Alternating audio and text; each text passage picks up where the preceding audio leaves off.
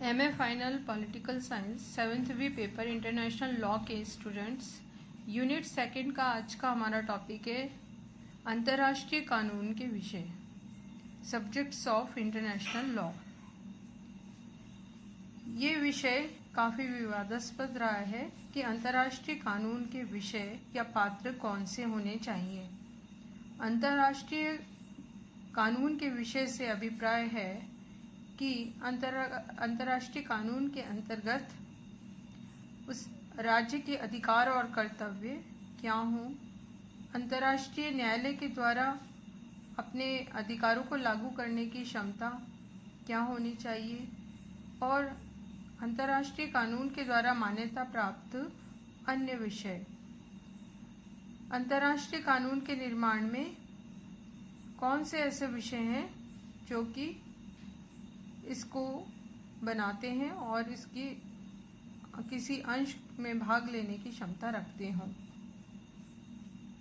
इस संबंध में यदि हम देखें तो अंतर्राष्ट्रीय कानून के विषय को लेकर विभिन्न दृष्टिकोण प्रचलित रहे हैं, जिन्हें हम विचारधाराएं भी कह सकते हैं।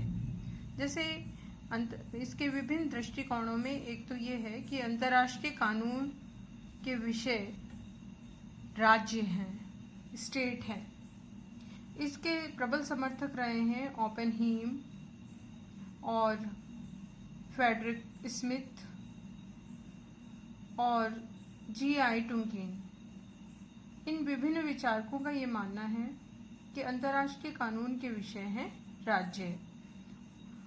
इसके साथ ही दूसरी विचारधारा या दृष्टिकोण है, वो ये मानती है कि अंतर्राष्ट्रीय कानून के विषय हैं व्यक्ति। और इसके संबंध में स्टोवेल, वेस्लेट जैसे विचारकों ने समर्थन किया है और इन्होंने व्यक्ति को ही अंतर्राष्ट्रीय कानून का प्रमुख विषय माना है। तीसरी जो विचारधारा या दृष्टिकोण है वो है अंतर्राष्ट्रीय कानून के विषय केवल राज्य और व्यक्ति ही नहीं, बल्कि इसके साथ साथ गैर राज्य इकाइयाँ और अंतर्राष्ट्रीय संस्थाएं, इनको भी हम अंतर्राष्ट्रीय कानून के विषय मान सकते हैं।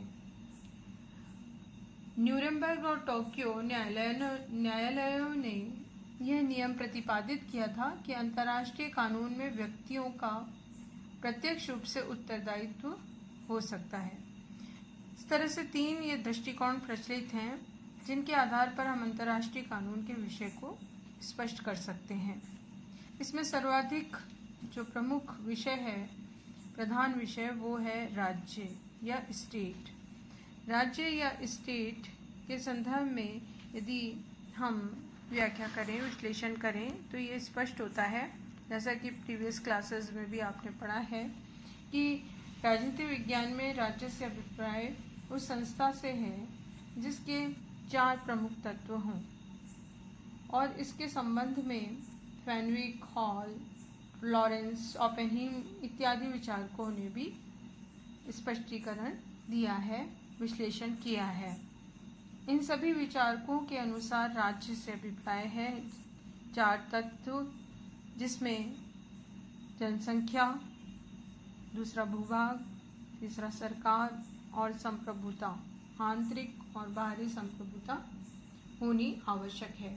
ओपेनहीम ने अपनी परिभाषा देते हुए इन 4 तत्वों की पर आधारित संस्था को ही राज्य माना है। साथ ही राज्य का वर्गीकरण, ये भी एक प्रमुख विषय रहा है अंतर्राष्ट्रीय कानून का, क्योंकि विश्व भर में विभिन्न प्रकार के राज्य देखे जा सकते हैं और उनको विभिन्न श्रेणियों में वर्गीकृत किया जा सकता है। जैसे स्वतंत्र राज्य, इंडिपेंडेंट स्टेट्स। इससे अभिप्राय है कि वे राज्य जो आंतरिक और बाहरी दोनों प्रकार से पूर्ण रूप से संप्रभु संपन्न हों। दूसरे परतंत्र राज्य यानी डिपेंडेंट राज्य, जिसमें वैदेशिक संबंधों में सीमित क्षमता हो और अंतर्राष्ट्रीय विधि के ये अपूर्ण विषय हैं, इसको पूर्ण नहीं माना जा सकता, क्योंकि ये पूर्ण रूप से संप्रभु संपन्न राज्य नहीं होते, बल्कि किसी दूसरे राज्य के अधीन होते हैं। तीसरे, वशवर्ती राज्य। ये वो राज्य हैं जिनके ऊपर नियंत्रण किसी दूसरे राज्य का होता है और स्वतंत्रता पर्याप्त रूप से सीमित होती है और अंतर्राष्ट्रीय दृष्टि से इनका कोई स्थान नहीं होता। जैसे ऐसे राज्यों में आंतरिक मामलों में स्वाधीन होते हुए भी ये बाहरी रूप से पूरी तरह से वशवर्ती होते हैं। तिब्बत और नेपाल भारतीय रियासतें, जो 1947 से पूर्व की स्थिति हम देख सकते हैं। कुछ ऐसे उदाहरण रहे हैं जो कि वशवर्ती राज्यों के अंतर्गत उदाहरण के रूप में आते हैं। फिर है संरक्षित राज्य। ये वे राज्य हैं जो अपनी रक्षा करने में स्वयं को असमर्थ पाते हैं और फिर वो दूसरे पड़ोसी राज्य के संरक्षण में चले जाते हैं। फिर है संयुक्त अंतर्राष्ट्रीय व्यक्ति। इस तरह के राज्य, जब एक से अधिक राज्य मिलकर संयुक्त हो जाते हैं तो उनको भी एक राजनीतिक व्यक्तित्व प्राप्त हो जाता है और अंतर्राष्ट्रीय स्तर पर वो इकाई के रूप में काम करते हैं। इसमें कई तरह के संयुक्त राज्य आ जाते हैं, जैसे वास्तविक संघ, व्यक्तिगत संघ, परिसंघ और संघ। फिर सह राज्य। इस तरह के राज्य कभी कभी एक ही क्षेत्र पर दो बाहरी सत्ताओं का जब संयुक्त रूप से अधिकार हो जाता है तो उसको सह राज्य कहा जाता है। फिर तटस्थीकृत राज्य यानी न्यूट्रल स्टेट्स, वे राज्य हैं जिनकी स्वाधीनता और राजनीतिक और प्रादेशिक अखंडता को स्थायी प्रकार से विद्यमान रखने की गारंटी एक सामूहिक समझौते के द्वारा महाशक्तियों के द्वारा प्रदान की जाती है और इस तरह का देश आत्मरक्षा के अतिरिक्त वह किसी दूसरे देश पर आक्रमण नहीं करेगा, ये स्वीकृति दे देता है और तटस्थ रहता है, जैसे स्विट्जरलैंड।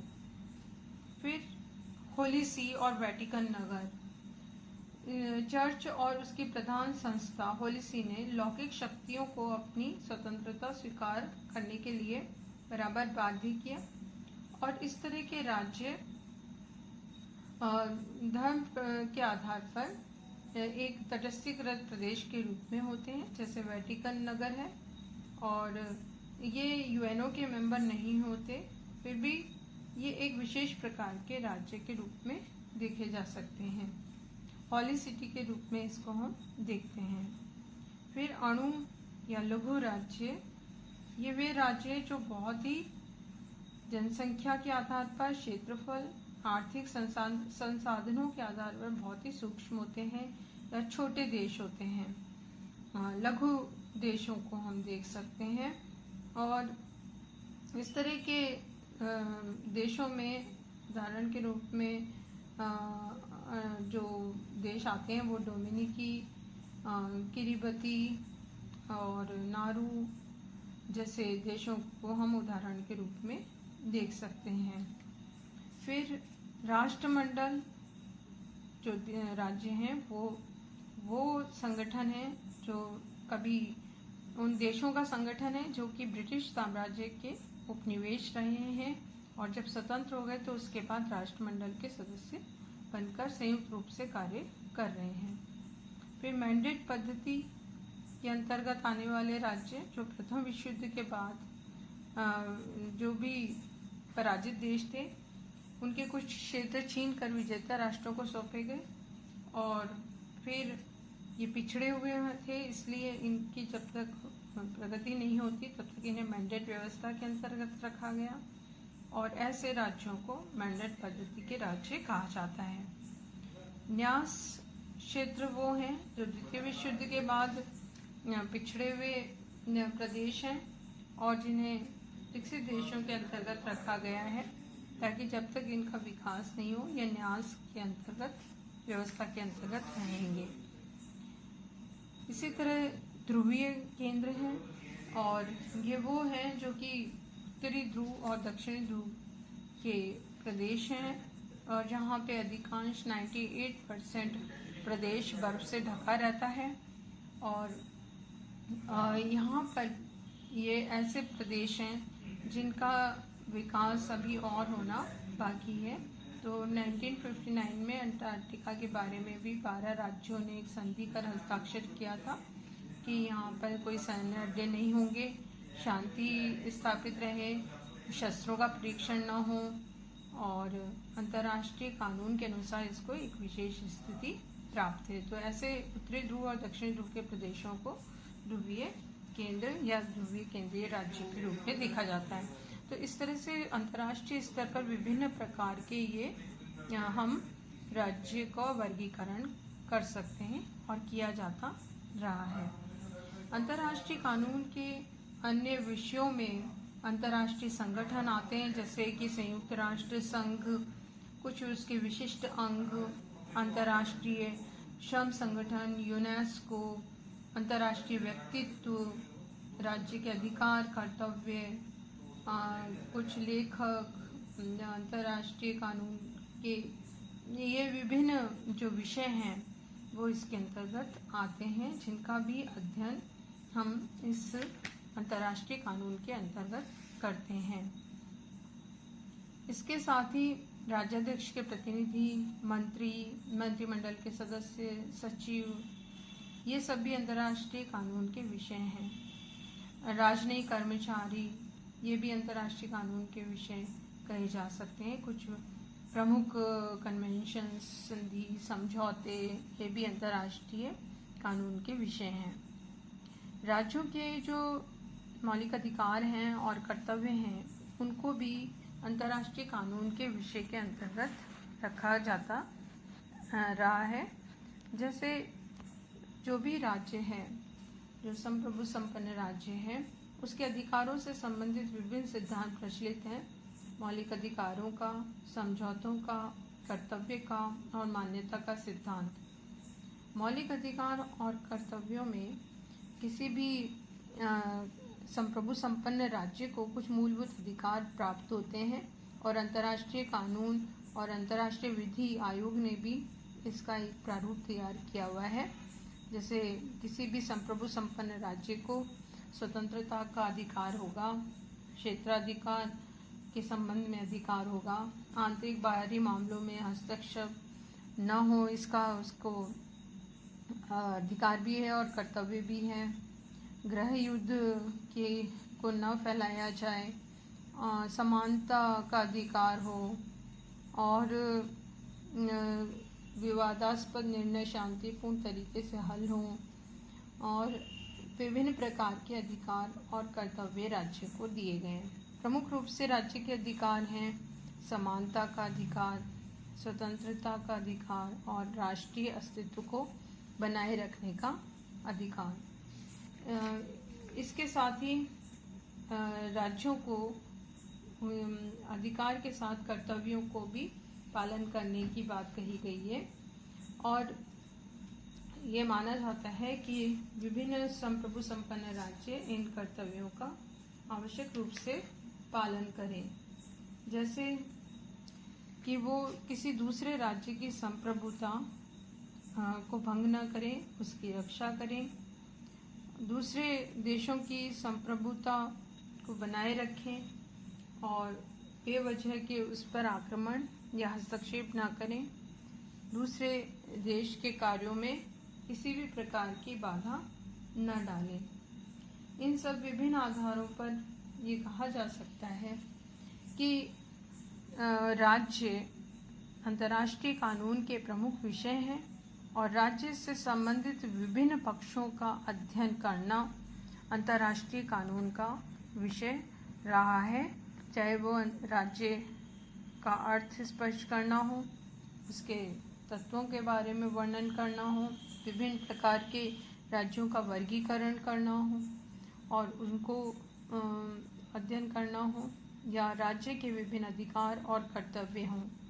इसके साथ ही कुछ गैर राज्य तत्व जो वो भी अंतर्राष्ट्रीय कानून के विषय हैं।